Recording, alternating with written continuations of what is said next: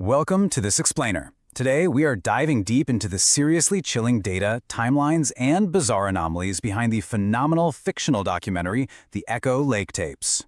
We're going to walk through the very strange, hyper-specific phenomena that make this whole story so gripping. We'll trace a century of local lore, dissect that tragic 2009 expedition, and examine a high-tech 2026 investigation that managed to capture something, well, something truly impossible. Let's get right into it. Okay, so Echo Lake in northern Montana, you aren't going to find this place featured in many travel guides, and honestly, there is a very good reason for that. The locals up there live by one simple but absolutely terrifying rule. If you hear someone calling your name after dark, you do not answer. A century of echoes. We're not talking about your standard, run-of-the-mill campfire ghost story here. This is a localized, generational warning that has been passed down through the decades. It firmly establishes that whoever breaks this one rule pays the ultimate price. And this isn't just some one-off event, right? It's a century-long pattern. Let's track this timeline. Back in 1912, a fisherman just vanishes after hearing his brother calling out to him. Fast forward to the 1950s, a camper disappears completely after hearing his mother's voice. By the 1990s, you have a park ranger officially reporting the sound of phantom children laughing across the water, even though there were absolutely no families camping anywhere nearby. Zero. That is exactly how much physical evidence was left behind in every single one of these missing persons cases. Zero footprints, zero signs of struggle, literally nothing. For decades, authorities were left with nothing but complete silence. Then we hit the summer of 2009. The local myth shifted from a spooky legend to documented reality. 3 college students, Ethan Brooks, Ryan Cole, and Noah Carter, arrived with cameras. Their explicit goal? To totally debunk the myth. They documented the local warnings, they shot some sweeping drone footage, and they very competently pitched their tents just yards from the shoreline. 11:11 p.m. Now this timestamp is absolutely crucial. It marks the exact moment the environment just died. The insects stopped buzzing. The wind completely died down. And then, Ethan's camera recorded something impossible. Just a really faint voice echoing across the water, quietly calling his name. Here's the part that really gets to me. The voice they caught? It sounded exactly like Ethan's older brother, who had actually passed away 5 years earlier. Almost mesmerized by it, Ethan walked toward this weird human-like shadow forming in the fog. The figure raised a hand, and the final seconds of that violently shaking camera captured nothing but heavy breathing and a singular whisper, "Come home." Which leaves us with this massive glaring paradox. Think about it. If he entered the lake, why was nothing ever found? The police ran a massive 3-week search. They brought in divers. They used tracking dogs that followed his exact scent right down to the water's edge, yet no body. And no sign of a struggle. Just gone. All right, let's jump ahead 17 years. 2026, the modern investigation.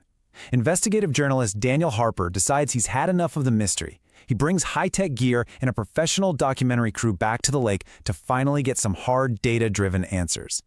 But almost immediately, an audio anomaly totally derailed their assumptions. When audio specialists enhanced the original tapes, they realized the 2009 whisper was only captured digitally. The survivor standing right there, they didn't actually hear it in real life.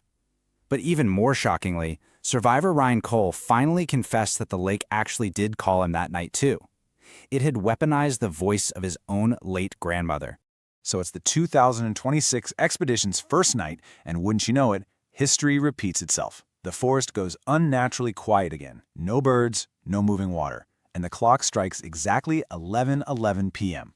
The sheer scale of the technological failures that happen next is just staggering. Every single audio recorder suddenly picked up these undetected, low-frequency signals. The thermal camera caught a freezing, human-shaped figure standing right in the fog.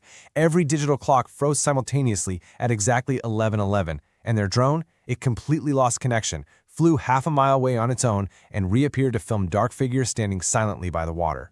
The tension finally snaps in the most horrifying way possible. A synchronized whisper comes through every single walkie-talkie and radio at the exact same time, asking, "Who's coming home tonight?" And right as Daniel turned toward the lake, a shape began walking beneath the water's surface, just gliding along without causing a single ripple. The personalized horror. This is what makes the whole phenomenon so incredibly dangerous. The lake doesn't just make scary noises. It specifically targets you with the voices of your most trusted deceased loved ones. Daniel heard his father, Emma heard her sister. It is a highly intelligent predatory manipulation designed to make you feel completely safe and comforted right before you step into the dark water. To fight off the voices, Daniel forced the entire crew to put on noise-blocking headphones. But while they were dealing with those auditory hallucinations up on land, the underwater drone that had previously lost contact suddenly reconnected, and it captured something flat out impossible. Down in a lake that should only have mud and rock at the bottom, the camera revealed a massive, ancient stone staircase descending into darkness. And standing on those stairs, dozens of unmoving, human-shaped shadows, standing in complete silence, facing the camera. Right after that, the feed permanently cut to black. The final frame in the editing room. Look, the crew wasn't sticking around after that. They packed up and fled before sunrise. But the most damning piece of evidence was secretly waiting for them back in the editing room. When the experts broke down the footage caught at 11:13 p.m., it was completely terrifying. First, a sixth, completely unrecognized person appears in the background wearing 1900s clothing. Then, going frame by frame, this unblinking figure moves closer and closer to the crew. In the very final frame, right before the camera dies, that figure is standing directly behind Daniel. Daniel Harper came to a really grim realization after that. It's a stark reminder about the limits of human investigation when you're facing something this ancient and predatory. All of their data, all the high-tech thermal cameras and underwater drones, none of it could explain or protect them from what was actually happening. After seeing that final frame, Daniel swore he would never, ever visit Echo Lake again. Today, Echo Lake actually remains open to visitors, but locals, they still leave before sunset. They know what waits out there in the fog. So I'll leave you with this one question to think about.